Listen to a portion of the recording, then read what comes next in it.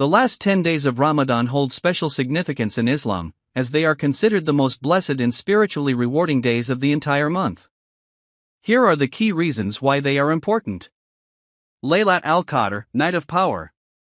Laylat al-Qadr falls within the last 10 nights of Ramadan, most likely on one of the odd nights, 21st, 23rd, 25th, 27th, or 29th. The Quran was revealed on this night. Indeed, we sent the Quran down during the night of decree. Surat al-Qadr.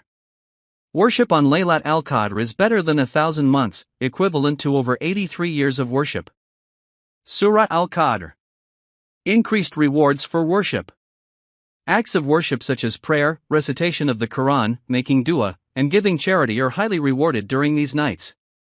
The Prophet said, "Whoever stands, in prayer, during Laylat al-Qadr with faith and hope and reward will have his past sins forgiven." Bukhari, Muslim.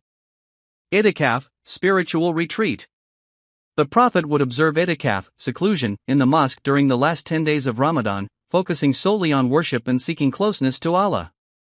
It is a time for reflection, devotion, and strengthening one's relationship with Allah. Forgiveness and mercy.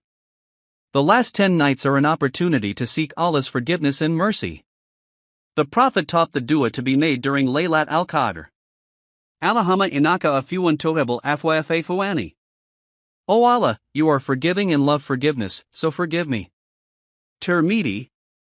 Salvation from hellfire. The last 10 nights are a time when Allah frees people from hellfire.